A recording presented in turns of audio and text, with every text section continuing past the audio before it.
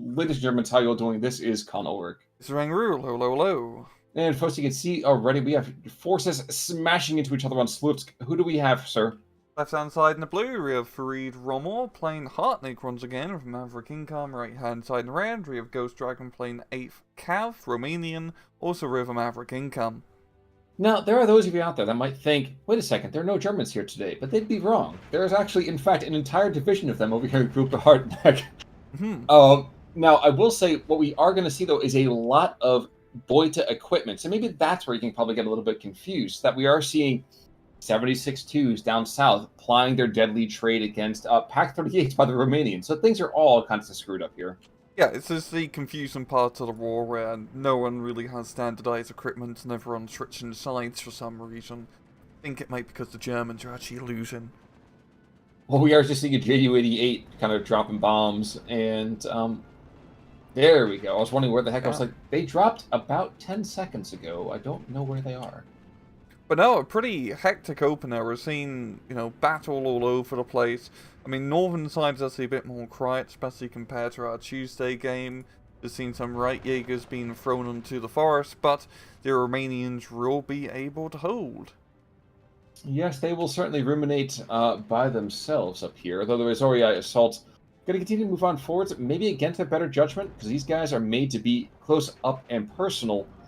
But the carbines, I mean, I guess they can stand sort of ish.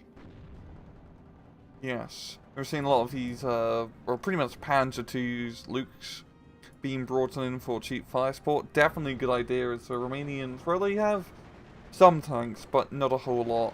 So just, autocannons, close range, never a bad idea. No, not that bad at all. I will say, the anti-tank tab for the Romanians is rather filled out, though. Yeah, it's deep, it's ready to deal with that Tiger spam, which will be coming their way. There, we got just a pretty standard 13-11. I think Rommel's main goal is to just try to take the southern forest, which is definitely a good call. Once again, you cap the forest, you zone it out, you're in a pretty good position. And using all of those P2 analogs, probably the best way to go about this. Unfortunately, there's going to be a 45 mil, which is going to be more than enough to kind of aggress and push him back out of that region. Oh, yeah. Oh, unless that Panzer III can shoot from downtown. Yeah, but now with so the 45 mil is going to engage. If he's engaging to the south, he's in trouble. If he's engaging to the west, he actually has a chance. Because, oh shoot. If he can hit. Well, gun jam, that was very, very lucky, and now he's pretty much going to pay for that temerity. He's going to kill one, but he's going to die for it. That's a problem. Yeah, and we should see some more infantry being brought on in to try to clear out forests, and really not a whole lot to clear out, just a few more Romanian recon guys, and we're actually seeing an investment in tanks more than anything. Which I understand he's kind of losing this, this main defensive position along the road. So I think he, thinks he has to, engage long range. And right now, there's still a possibility for him to just rush infantry in the air and not to lose that spot. But the thing is that if he's rushing tanks in there, I'm not sure if he just got knocked in the head a couple of times by the bombs, but there still are captured Zisses. Yeah. And the Terrans, they're going to come in, they're going to be effective enough, but they're also going to die very, very badly before too much longer. I guess the one benefit is not a whole lot of infantry anti-tank in that forest, at least, but we're seeing the Panzer Grenadiers and Pioneers get set up also far down south. Yeah, Farid also pushing here as well, using those Pioneers effectively. That's because infantry are forced to hold fire. Yeah, he's going to be able to just get right in close and throw those grenades. Yes, he will. And actually, geez, these Stokes in the meantime are also going to go and be really, really effective. Stoke 3s kind of sometimes get a bit of a bad rap because they're fighting, they have to basically fight up an awful lot. But in this situation, man, they are the big men on campus. Honestly, real talk, the Stug 3 was probably the Germans' best tank. Even though you could call it soak gun tank, I don't care. Yeah. It's probably It's probably the best tank they made in the war.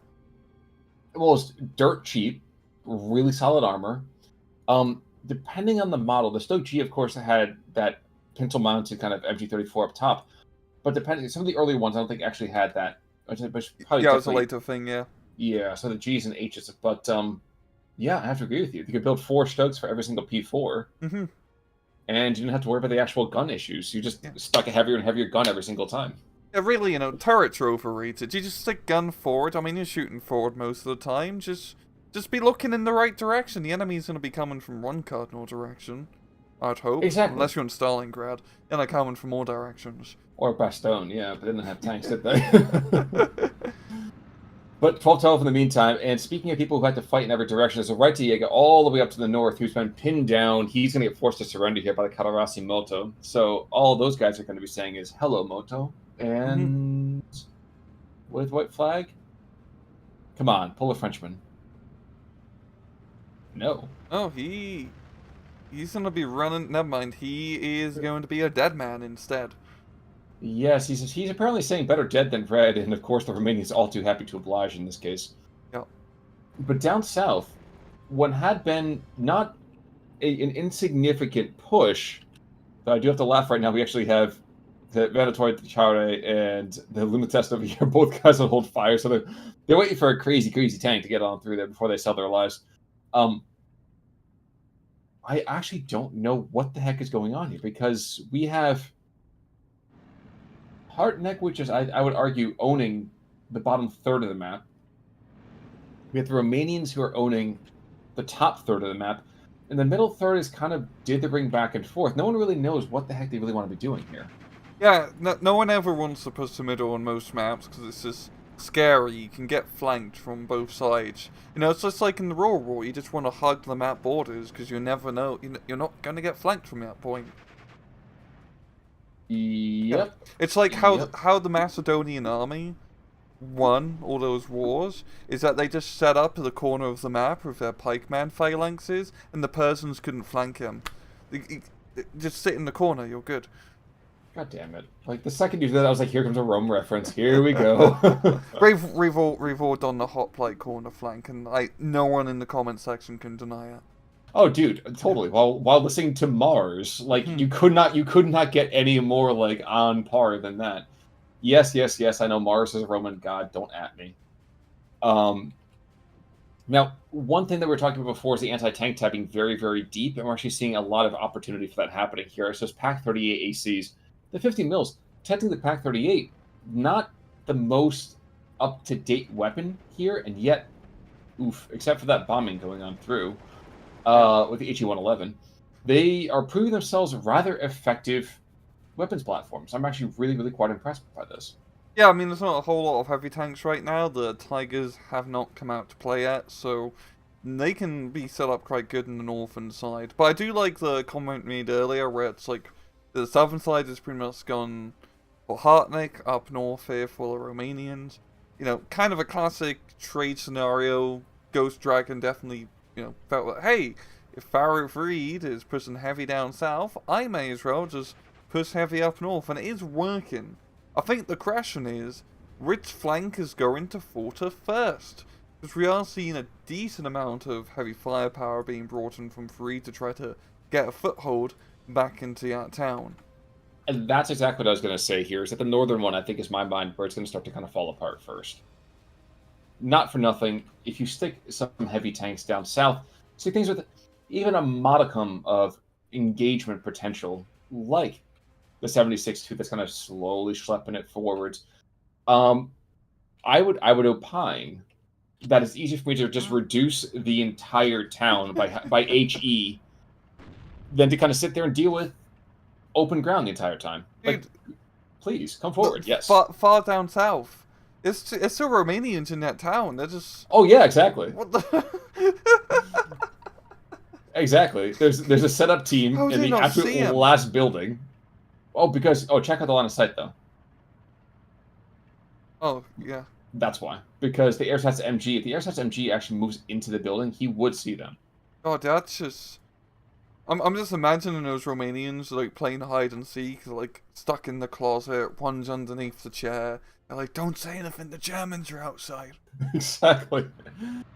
Exactly. I was listening on the whole Twitter sphere, and I saw stuff, of course, about Ukraine and this and that. And I learned today about the Witch of Ukraine, talking about how she would send her troops to go kill the orcs that were out on the other side of the fence. I kept thinking to myself, like, that's what's going on here. That's what's going on here. We're seeing the Romanians huddle in these houses, and like you said, just like, oh my gosh, they're everywhere. The forces of Mordor. Yeah, yeah. Now, here's the problem. We're seeing a couple of scout teams being moved on forward. So we're seeing the Zrinis and the captured Hetzers over here, the Outpanzers,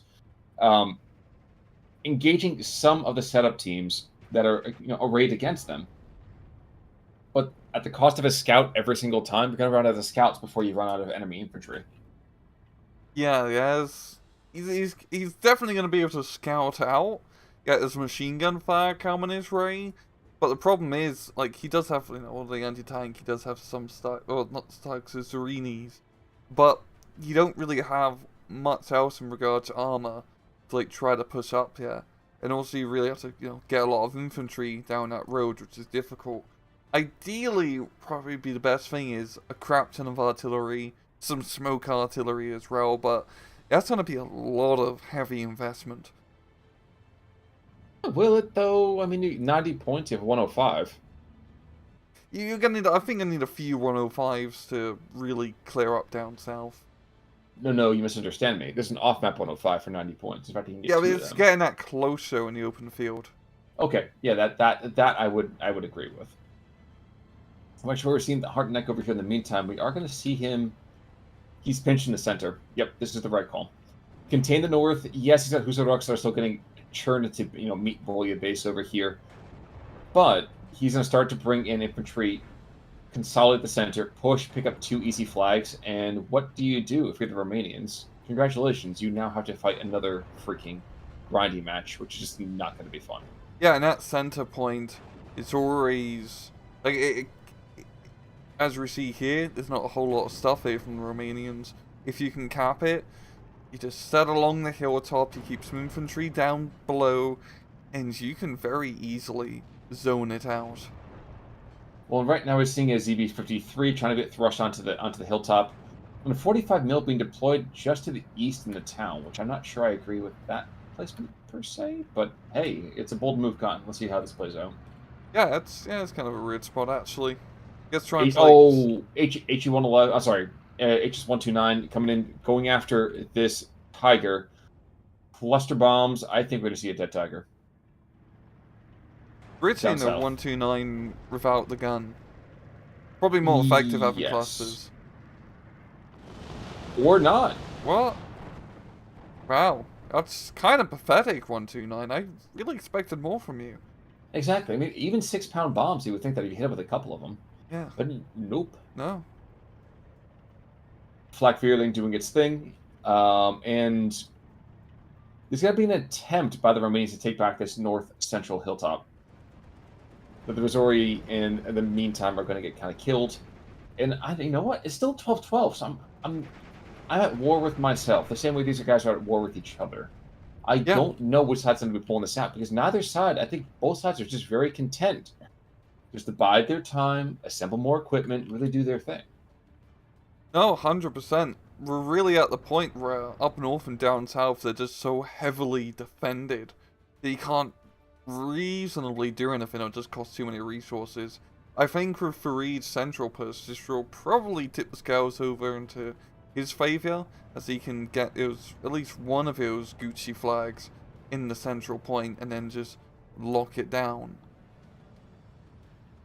Yep, and he does get forced to pin, so that's all set there. So that's at least one flag. We're not going to see 2 until that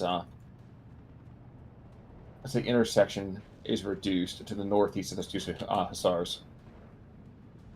With the Pack 40, I like the Pack 40 being brought on in here too. Yes. Unfortunately, P3N very much out of position, but the T-34 might be able to get there in time to cause some nice support fire. We're going to be interested to see how this plays out. 13-11 in the meantime. So we're really seeing a necessity for being more aggressive. And really just seeing also just on the far flanks from both angles, you know, either of the attacking sides, they just kind of have like this blob of long-range fire support, and they're trading a little bit, but it's not exactly beneficial trade. It's not enough for him to actually, you know, get a decent force and rush him up to take out territory. It's just, it's buying time for the defender. Exactly. Exactly. Now, interesting. Yeah, get MG42s to the north. The second Tiger's been brought to the northern side. Other Tiger down south, he's getting engaged. No, he's engaging. Who's he engaging? The scouts? That is a very, very... Okay. I mean, okay. So the scouts might be the most unique approach to trying to reduce this a bit, because you have, you have a nice bit. Your 129 comes back in, 129 gets kind of shunted away. This is what should have happened, but the SDKF wasn't in position. So, like I was saying, scouts over here in the meantime, interesting way to kind of reduce a little bit of the forest, because the biggest issue about actually aggressing on a forest is that you don't see anything until you get too close and you get churned up. Yeah, and they are a bit beefier as well, so they can survive a bit of enemy contact, but once again, just multiple angles of fire, only one Jagd Panther, not getting ready to deal with the Tiger, and these scouts are going to be, well, scouting a position for the afterlife sometime soon. But you know what? It's a lively crowd. It's the whole thing. Like, you know, the Great Hereafter is a very welcoming opportunity, or so I've heard. It's to die for. Absolutely. Absolutely. You make no bones about it. But this game, you know, the sniper rifle's solid. In the meantime, so P3N to the north of this, he's finally been more engaging. He's actually going after that horse. It does kill him. So that 221 or 222 does go down. And there's not a lot of equipment here. Terrain being brought on in, speculative TACAM, and the other terrain being brought on in. So, seeing 3 armored vehicles being pushed along all to the same spot, basically to that intersection. We've seen also just a lot of stews being brought in from Farid up north, as well as the Tiger. Seems like he's just trying to amass a massive death ball so he can just blow up any Romanians who do dare stay in his raid. Run. Well, did he drop the bombs? He did. Yes, he did. Yeah, he's obliterating the moto behind the lines, which actually I very much agree with. Yeah. He now has the MG42 in place to prevent any more sneaky infantry rushes from occurring. Exactly. Now, one thing I would like to see, we are seeing it right now, the stovepipe is going after the anti-air, but GhostDragon is already repositioning. Well done. Thank you. For him. Very good for him. Even better for him is the fact that the 81 mil stovepipe is not able to fire anything else other than just smoke for a time being. Oh, so, yeah. Disproving the whole idea that where there's smoke, there's fire. But we should be seeing a resupply very, very soon. Stu-42 in the meantime also going to start to engage a 25 mil on that road. So, there's a lot of equipment there. Yeah, it's just a massive amount of high explosive firepower ready to roll out. And the problem right now for GhostDragon up north is he's running out a little bit. He does have anti-tank guns and a deep anti-tank tab to still take advantage of.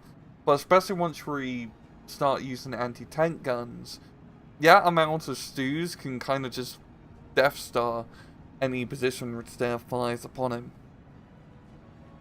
Now, we were talking a little while ago about the fact that the Stug 3 is probably one of the best tanks of the German side for the war, anyway. The Stu-42, I think, is one of those guns that gets very much overshadowed as well. Yes, it was a howitzer. Yes, I get it. It's kind of the modern kind of approach to a lot of indirect firepower that we do see. But it had enough beefiness that could still stick on the front lines if it needed to. Which is and not you can something use you it can as say. artillery. Exactly. It's just it's not something you can say about a lot of different kind of weapon systems. Down south, by the way, another kind of very strange push starting to happen. Did the Tiger go down? The Tiger has died. Yeah. Probably the 75 mil. Yeah. He's in a very good position, yeah. We're seeing very good position. Mm-hmm. He's got like a decent amount of cover and fire. Well, yeah, also I see the defenders down south have taken a bit of a beating. but I don't think GhostDragon's force here will be enough to really take his position right now. There's still just a lot of overlap and fire, and it's just way too slow for him to rush infantry across an open road. True.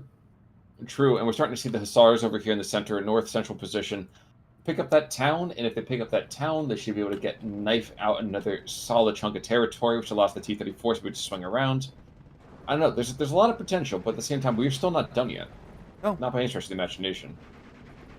I think Farid is slowly trading out better, but also just having that central flag position is giving him points on the board. Yes, but he's got to watch out because if you go west just from that whole town position, there's still that moto you can see right there. We're back to a 12-12. P3 is going to force that moto down to his down into cover, but getting covered is not the same thing as taking territory. Yep. And therein, as they would say, lies the rub. However, we are going to see more than a couple of these Prothata planes getting taken on down. JU-88, the second one I've seen for sure. So, at best, he has one more. At best. Yeah. I don't think those have gone out just yet. Northern side, I feel like all this collected armor is just waiting for an opportunity to kind of go and unleash. Like you said, aggress, take out this giant kind of fortification anywhere you need to go, and just have that whole kind of Panzerkeil approach. Yeah, shell everything. It seems what he's trying to do is take the southern portion of the town first and just... He's not rushing in the tanks. He doesn't really know what is in the forest up north. So you just, slowly pick off, his infantry in the southern town, retake that flag, and then actually be interesting to see whether he decides to go up north to retake that hill, or if he just decides to go straight through the center. Were me, I would just go straight through the center. I see the northern tail. Yes, you can take some casualties just kind of looping it off, but you force the enemy to come to you. And if you check out a lot of the line of sight, there's that one AT gun. And there's, of course, that nice little rinky-dink kind of scout. But what else is there? Nothing else can see you. So why bother? There's nothing to attack it. Just starve them. It also sucks as well for Farid up north, is that the bridge is all around the northern side. If there's like a bridge, somewhere in between the other bridges, then you could, go across, and it's a much better angle of attack. Well, we are seeing right now, GhostDragon surrenders because he realized there's nothing else he can do with that. He's just slowly getting traded out. And, yep, there we go. Kind of the reverse of what we had seen over here on Tuesday, with the actual victor side causing more casualties, which is a very, very unique thing, you would think. But about the kind of, 1,000 difference that you kind of expect. No, 100%. Like, really, Farid just traded effectively. Also, pushing the center was 100% the smart move, because he managed to keep... Just doing that, he kept the momentum in his advantage and kept forcing GhostDragon to react to his plays. Looking at kills and losses, kills, not a whole lot to really write home about. Yes, a Tiger or two may have gone down. That one Pack 38, Agarichi, taking out a Stug and a T-34, but I guess I'll also call it the other 75mm OTN over here, with the Tiger and the P3. But not a whole lot to really be too impressed by. Oh. And the losses... Again, same kind of issue over here. The losses, though, too. Yeah, a couple of tanks here or there, but nothing too crazy. Yeah, everyone kind of did their part. Exactly. Any final thoughts there, sir? No. Well, folks, in that case, then, that's going to do it for us for this week in terms of monthly tournament coverage. Until next time, I'm Con Ulrich. I'm Angry. Take it easy.